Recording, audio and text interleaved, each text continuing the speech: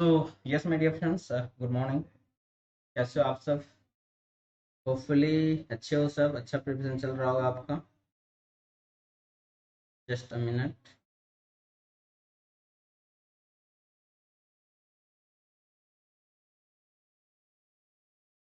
Okay, good. तो अभी तक हमने जो मोस्टली जो इम्पोर्टेंट थिंग्स हैं, जो हम फ्लूइड प्रॉपर्टी के पॉइंट ऑफ व्यू से बात करें, जैसे अपना कैपिलरी हो गया या पेपर प्रेशर, कैपिलरी हो गया और सरफेस टेंशन हो गया, ग्रेविटी, स्पेसिफिक ग्रेविटी वगैरह, ये जो हो गया, इस सब जो मोस्टली जो इम्पोर्टेंट था, जो वेरी कॉन्सेप्चुअल है, दैट थिंग हमने ऑलरेडी कंप्लीट कर चुका है। तो in this session my dear friends will discuss about the vapour pressure. और मीनवाइल मैं एक बात बता दूं मेरे दोस्तों, हम लोग का जो है अभी एक अपना पेड कोर्स जो चल रहा है, आप अगर ज़्यादा इंटरेस्टेड है तो आप हमारे साथ हमारे पेड कोर्स पे भी ज्वाइन कर सकते हैं। यहाँ पर भी आपका एफएम चल रहा है, जो कि बहुत ज़्यादा डिटेल्स में चीज़ें बहुत ज़्यादा हेल्पफुल होगा आपके लिए। And yes, at a very minimal minimal fees, बहुत कम फीस पे हो जाएगा। तो you can join with us on air. तो आज की जो सेशन है बच्चों, यहाँ पे हम लोग जो डिस्कस करने वाले हैं vapour pressure, but before that I want to tell you, let us discuss some more questions. Just give 1 minute.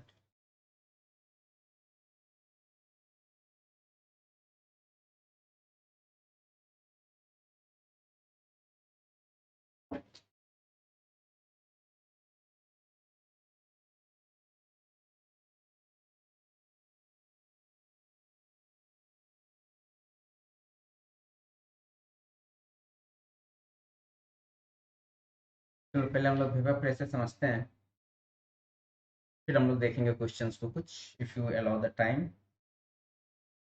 तो ये वेपर प्रेशर क्या होता है मेरे दोस्त?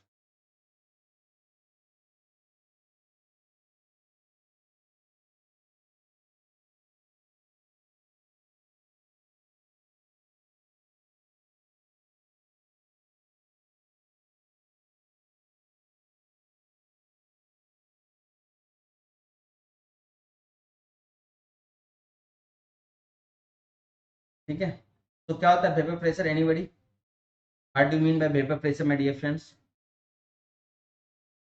देखो, नाम ही है वेपर प्रेशर, थोड़ा इसको अच्छा से मैंने कोशिश करूँ ये क्या होता है।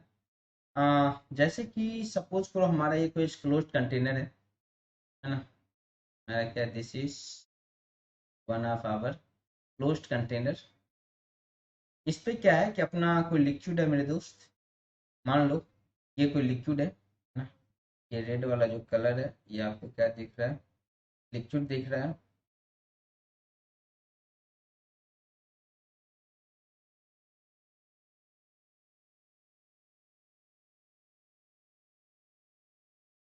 ओके, एक बात देखो, हम आपको शुरू में बता चुका हूँ एक सरफेस टेंशन का कॉन्सेप्ट है मेरे दोस्त।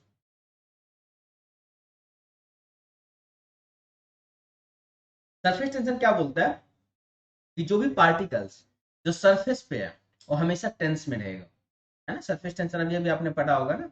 इस टाइप का जो भी पार्टिकल्स है, फ्लूइड का पार्टिकल जो सरफेस पे होता है, या जब भी दो आप बोल सकते हैं मिक्सिबल फ्लूइड मिक्स होता है, तो जो पार्टिकल जो सरफेस पे होता है आपका, है ना, ये पार्टिकल कहाँ है? इस सरफेस पे है, तो इसको एक नेट डाउनवर्ड पुल लगता है। ये तो आपस में कैंसिल आउट हो जाता है left right, but net downward pull लगता है। और इसी कारण ये क्या होता है, टेंशन में होता है। अब मैं आपसे पूछना चाहता हूँ, आप मुझे बताओ, क्या आप अपने जिंदगी में टेंशन में रहना चाहते हो क्या? आप चाहते हो टेंशन रहना? बोलेगा नहीं सर, मैं नहीं चाहता हूँ। जब आप नहीं चाहते हो टेंशन रहना, तो मुझे बताओ फ्लूइड कैसे रहेगा टेंशन में? फ्लूइड भी नहीं चाहता है टेंशन में रहना, क्योंकि ये नेचुरल टेंडेंसी है दोस्तों। किसी भी चीज का जो टेंशन में होता है, वो चाहता है कि हम लोग टेंशन से क्या हो, हटे, टेंशन से दूर हो। नेचुरल सा टेंडेंसी है, उसमें कोई ऐसा रॉकेट साइंस नहीं है। तो वगैरह क्लियर है ना? यस। यस। तो होता क्या है, जो पार्टिकल आपको यहाँ सरफेस पे दिख रहा है ना, वो टेंशन में है। तो अपने पड़ोसी पार्टिकल से बोलेगा, पड़ोसी समझते हो ना, अपने पीछे वाले को, भाई साहब मैं तो बहुत टेंशन में हूँ। और उसके नीचे वाले को दिखेगा कि बात सही है, मेरा पड़ोसी बहुत टेंशन में है। तो क्या करता है, बोलता है तो मैं तुम्हें क्या हेल्प करूँ। उसका पड़ोसी आप लोग के फ्रेंड की तरह है, बोलेगा भाई साहब मुझे कुछ हेल्प करो। तो बोलता है क्या हेल्प करूँ? तो बोला थोड़ा सा हमें एनर्जी दे दो। बोला ठीक है, नीचे वाला देखा कि यार बहुत टेंशन में है, अपना पड़ोसी है, दोस्त है, कोई बात नहीं, थोड़ा सी एनर्जी दे दो, तो मतलब थोड़ा सा मनी वनी दे दो। अब ये क्या करेगा, पैसा वैसा मनी इसको जब मिला, भाई साहब टेंशन से ऐसे भागा पूछो मत, ये तुरंत यहाँ पहुंच गया। कैसे, कहाँ पहुंच गया, यहाँ पहुंच गया। सभी जो से पार्टिकल जो कहाँ पे था, सरफेस पे था, सब वेपर फेज मतलब लिक्विड फेज में था। अपने एडजेसेंट पार्टिकल से क्या किया, एनर्जी लिया, और कहाँ पहुंच गया, वेपर फेज में। अब देखो, अब तो ये वाला गायब हो गया, अब इसके नीचे वाला पार्टिकल्स ये सब है, ये तो ऊपर वाला उड़ के चला गया है ऊपर, जो उसके ऊपर वाला, तो अब जो एनर्जी दिया था वो आ जाएगा सरफेस पे। ये बोलेगा यार ये तो बवाल हो गया। भाई साहब जो पहले वाला था एनर्जी लेके भाग गया, और सरफेस पे हम आ गए, अब हम टेंशन में हैं। फिर ये अपने नीचे वाले को बोलेगा भाई साहब देख रहे हो मैं कितना टेंशन में हूँ, थोड़ा सा एनर्जी दे दो यार, थोड़ा हेल्प करो। और जो ही इसको एनर्जी मिलेगा, यही भाग जाएगा मुंबई, मतलब घर से भाग जाएगा, और ऐसे ऐसे करके ये कहीं यहाँ पे पहुंच जाएगा पेपर फिश। मतलब मेरे कहने का मतलब ये है मेरे दोस्त, इसमें होगा क्या, जो पार्टिकल जो सरफेस पे होगा ना, वो टेंशन में होगा, और टेंशन में रहना नहीं चाहेगा, तो क्या करता है, अपने एडजेसेंट वाले से हल्का सा एनर्जी ले लेता है, थोड़ा सा, बिकॉज बहुत कम मॉलिक्यूल है सरफेस पर, और ये क्या होता है, वेपोराइज हो जाता है। ये क्लोज्ड कंटेनर है, ऐसा कंटेनर है, दिस इज क्लोज्ड कंटेनर। हाँ, क्लोज्ड कंटेनर है। सो सेम प्रोसेस होता रहेगा। तो धीरे धीरे क्या होगा बच्चों, यहाँ पे मॉलिक्यूल्स जो है वेपर फेज में बढ़ता जाएगा। अब देखो, अब जो वेपर फेज में बढ़ता जाएगा, तो जो मॉलिक्यूल्स है वेपर में क्या होगा, कोलिजन करेगा, यानी करेगा कि नहीं करेगा, जो मॉलिक्यूल्स वेपर फेज में वो क्या करेगा, कोलिजन करेगा। अच्छा, जब कोलिजन करेगा तो मुझे एक बात बताओ, क्या इसमें एनर्जी लॉस होगा कि नहीं होगा। बोलोगे सर बिल्कुल लॉस होगा सर, बिल्कुल लॉस होगा। और आप एक बात जानते हो मेरे दोस्त, वेपर फेज में रहने के लिए ना हाई एनर्जी की रिक्वायरमेंट है, लेकिन जब ये कोलिजन करेगा तो उसका एनर्जी क्या हो जाएगा, कम हो जाएगा। और जब इसका एनर्जी कम हो जाएगा बच्चों, क्योंकि जब कोलिजन होगा, एनर्जी का क्या होगा, लॉस होगा। और जब एनर्जी लॉस होगा, तो इसको वेपर फेज में रहने के लिए जो एनर्जी चाहिए वो एनर्जी अब नहीं रहा, तो पुनः यह क्या होगा बच्चों, लिक्विड स्टेट में आ जाएगा। ये वन सेकेंड क्या होगा, ये अपने लिक्विड स्टेट में रिटर्न आ जाएगा, फिर से नीचे आने लगेगा। ठीक है, अब देखो पहला क्या था, रेट ऑफ इवेपोरेशन। इनिशियली आप बात करोगे तो रेट ऑफ इवेपोरेशन था आपका हाई, रेट ऑफ इवेपोरेशन क्या था, रेट ऑफ इवेपोरेशन हाई था। टाइम पासेज, अब देखो, एक रेट ऑफ कंडेंसेशन भी होगा। रेट ऑफ कंडेंसेशन क्या होगा मेरे दोस्त, रेट ऑफ कंडेंसेशन ये होगा, जो मॉलिक्यूल्स कोलाइड करेगा मेरे सहपाठियों, मेरे प्यारे दोस्तों, जब ये मॉलिक्यूल्स कोलाइड करेगा तो एनर्जी लॉस होगा, फिर ये कंडेंस हो जाएगा, वेपर फेज से लिक्विड फेज बन जाएगा।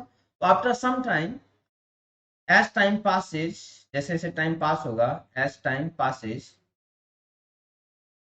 देन क्या हो जाएगा, रेट ऑफ कंडेंसेशन भी डिक्रीज होगा। क्यों, जैसे जैसे रेट ऑफ इवेपोरेशन ज्यादा है, मतलब मॉलिक्यूल्स वेपर फेज में ज्यादा जा रहा होगा। जब मॉलिक्यूल्स वेपर फेज में ज्यादा जा रहा होगा, तो फिर कंडेंसेशन भी ज्यादा होगा, क्योंकि कोलिजन ज्यादा होगा। Then rate of condensation increases, then rate of condensation भी क्या होगा, ज्यादा हो जाएगा। इनिशियली रेट ऑफ कंडेंसेशन कम था इनिशियली, क्योंकि इनिशियली क्या था, मॉलिक्यूल्स कम था, मॉलिक्यूल्स कम था तो मॉलिक्यूल्स दूर दूर रहा होगा, तो उसमें कोई भी कोलिजन नहीं हो रहा होगा। इनिशियली रेट ऑफ कंडेंसेशन कम था, बट जैसे टाइम पास हो रहा है रेट ऑफ कंडेंसेशन बढ़ रहा है। बच्चों एक टाइम आएगा, देखो कभी कभार बच्चे यहाँ पे वेपर प्रेशर के बारे में बहुत मीथ है, या सही से लोगों को समझा नहीं पाता है। ये बोलता है कि वही जो वेपर है ना, जो प्रेशर लगाएगा वो वेपर प्रेशर कहलाएगा। नहीं बच्चों, ये गलत है। बहुत जगह आप देखा होगा ये ऐसे ही पढ़ाया जाता है, ऐसे बना दिया डायग्राम, जिसका खुद भी कॉन्सेप्ट क्लियर नहीं है। जैसे मैं आपको पहले बताया, ऐसे ऐसे बना देगा, बोलेगा भाई साहब ये लिक्विड है, और ये बन जाएगा वेपर, और जब वेपर बनेगा तो वेपर जो प्रेशर लगाएगा वही वेपर प्रेशर बोलेगा। लड़का को लगता है बात सही है, बट बच्चों ये डिफिनेशन बिल्कुल गलत है। ऐसा नहीं है वेपर प्रेशर जैसे आपको बताया गया। एक्चुअली में क्या है, इनिशियली में वेपर प्रेशर ज्यादा होगा, प्रेशर ज्यादा होगा क्योंकि वेपर ज्यादा होगा, लेकिन जैसे जैसे टाइम पास होगा तो क्या होगा, रेट ऑफ कंडेंसेशन बढ़ेगा। और एक टाइम आएगा, कभी एक टाइम ऐसा आएगा, एक टाइम ऐसा आएगा, जब रेट ऑफ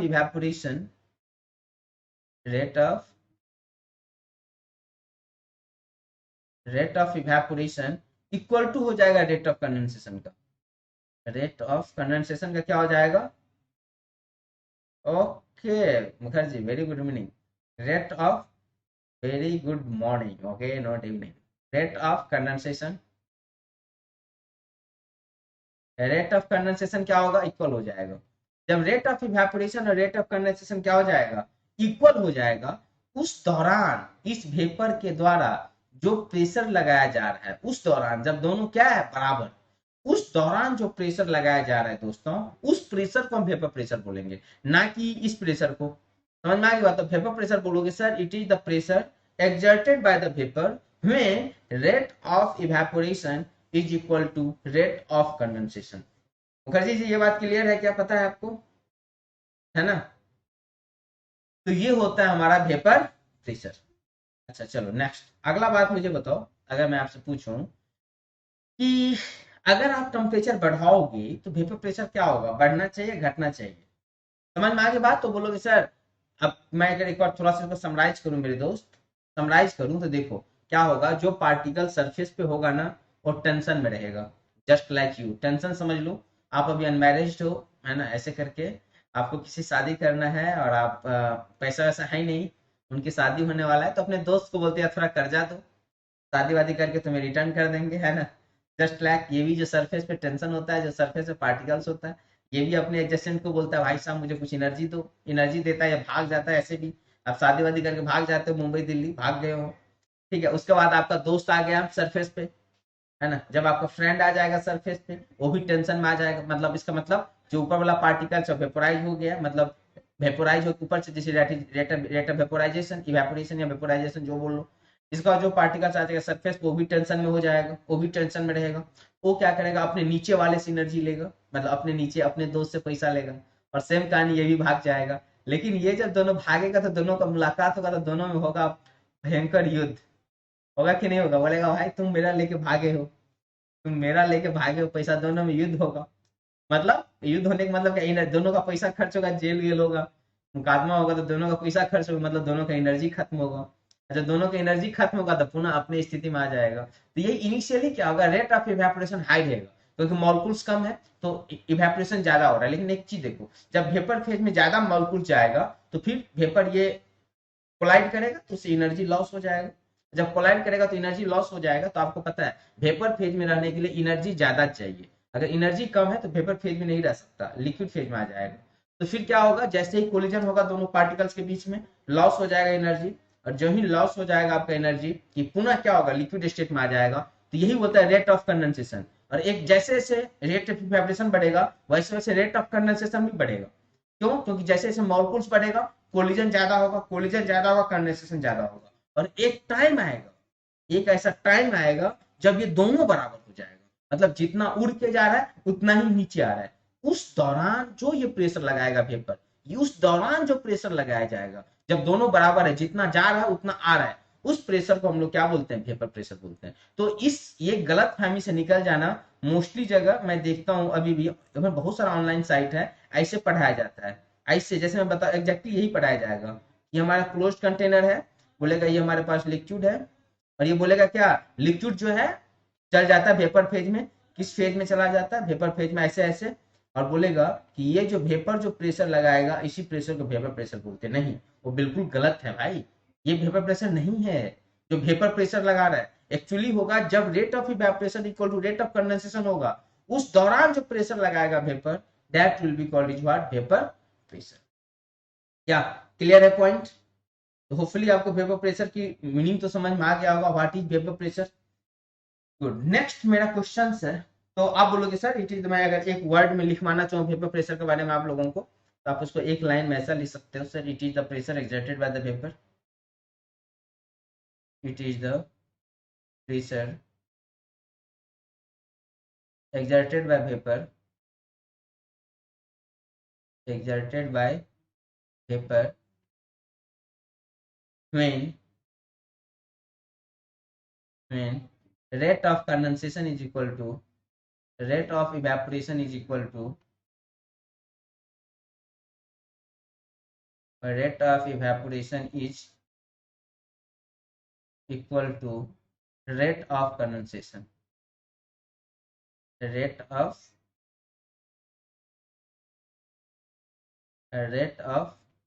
कंडेंसेशन, इसको हम लोग क्या बोलते हैं, this is called is what, vapour.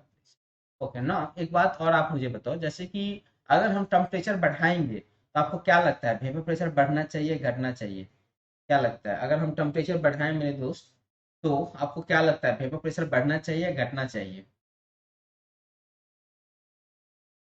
What you think my dear friends? अगर हम टेम्परेचर बढ़ाएंगे तो वेपर प्रेशर बढ़ना चाहिए घटना चाहिए? क्या लगता है आप लोगों को देश की जनता? जवाब चाहिए।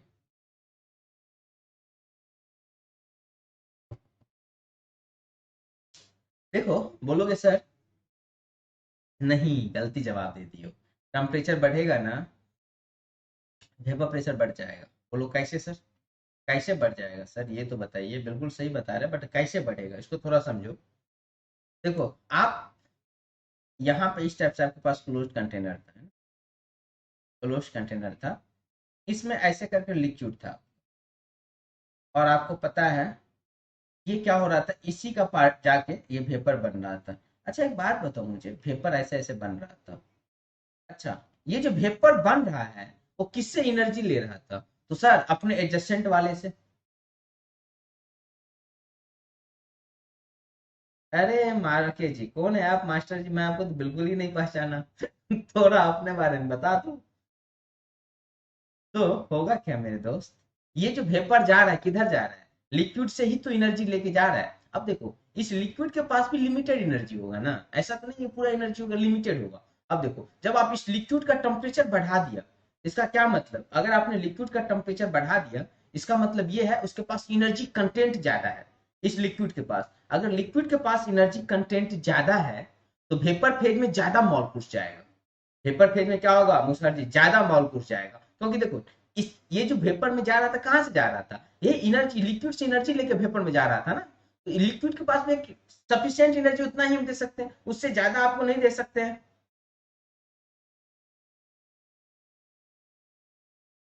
ठीक है, तो आप बोलोगे कि सर जितना उसका लिमिटेड है, जितना एनर्जी उतना ही दे पाएंगे, उससे ज्यादा तो हम दे नहीं पाएंगे। समझ में आ रही बात? तो मेरे दोस्त यहाँ पे आप क्या करना, आप बोलोगे कि अगर हम टेम्परेचर बढ़ाएंगे तो उसका एनर्जी कंटेंट बढ़ जाएगा, और अगर एनर्जी कंटेंट बढ़ जाएगा तो वेपर फेज में ज्यादा मॉलिक्यूल जाएगा, और जब वेपर फेज में ज्यादा मॉलिक्यूल जाएगा तो ज्यादा प्रेशर लगाएगा। जहां पे मॉलिक्यूल्स कम है वहां प्रेशर कम है। जब वेपर फेज में जाएगा तो प्रेशर, तो आप क्या बोलोगे सर, ज्यादा वेपर हो जाएगा, ज्यादा वेपर की मॉलिक्यूल्स होगा, तो वेपर प्रेशर क्या हो जाएगा, बढ़ जाएगा। वेपर प्रेशर क्या होगा, बढ़ जाएगा। आप लोग जो खाना बनाते हो, अपने खाना बनाते हो ना,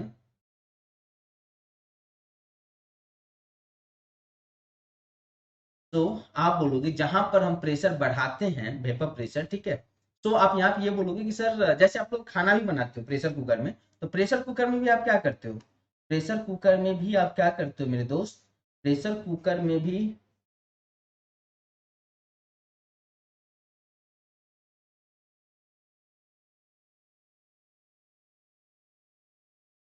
तो आप बोलोगे सर हाँ प्रेशर कुकर में भी आप क्या करते हो मालूम है, यही काम करते हो आप लोग, प्रेशर कुकर में भी यही काम करते हो, वेपर प्रेशर बढ़ा देते हो, इसीलिए आपकी खाना जल्दी पक जाता है ना। आपको मैं अगर थोड़ा सा एग्जांपल समझाऊं बात, तो आप कुछ ऐसे समझ सकते हो। देखो ये हमारे पास ये वाला डायग्राम होता है, कभी तो आपने देखा होगा, अगर आप मैकेनिकल में तो आपने ऑफिस देखा होगा, बट अगर आप सिविल में है तो अभी आप समझ लो, ऐसे करके एक डायग्राम होता है मेरे दोस्त, है ना। सिविल वालों आप समझ सकते हो, मैकेनिकल ये समझता होगा टीएस डायग्राम। तो आपको पता है ऐसे करके हमारे पास होता है मेरे दोस्त, ऐसे करके एक प्रेशर लाइन होता है ना।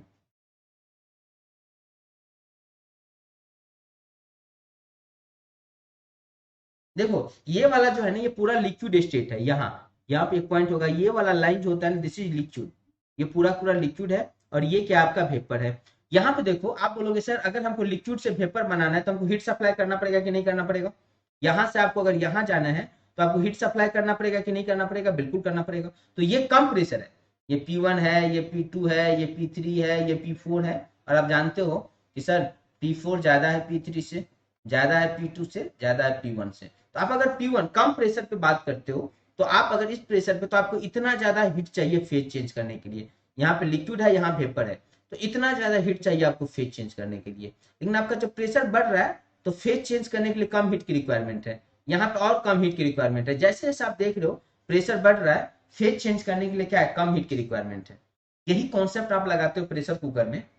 अब प्रेशर कुकर में इसी कॉन्सेप्ट से क्या करते हो, आप टेम्परेचर बढ़ा रहे हो, इसको गैस पे है तो टेम्परेचर बढ़ा रहे हो, उससे इसका वेपर प्रेशर बढ़ जाता है, जब वेपर प्रेशर बढ़ जाता है तो उसकी जो फेज चेंज की जो एनर्जी की रिक्वायरमेंट होती है वो हमारा क्या होता है, कम हो जाता है, और कम ही फेज पे क्या हो जाता है। क्या ये बात क्लियर है? यही वजह होता है। अच्छा एक बात और सुनो, आप लोग इतना तो जानते हो ना, पहाड़ पे खाना बनाना मुश्किल है, मैं बताता भी हूँ, क्योंकि वहां पे ऊपर जाने पे प्रेशर कम वगैरह है, तो प्रेशर कुकर में आप करते हो, आप प्रेशर ही बढ़ाते हो। और कौन सा प्रेशर बढ़ाते हो? वेपर प्रेशर बढ़ाते हो, टेम्परेचर बढ़ाते हो। गैस सिलेंडर पर रखते हो तो टेम्परेचर ही बढ़ता है ना। इसीलिए आपका मेरे दोस्त गैस सिलेंडर में खाना कम हीट पे पक जाता है। क्या यह बात क्लियर है? क्लियर है?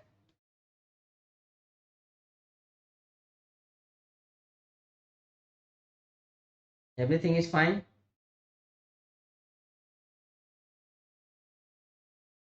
ठीक है,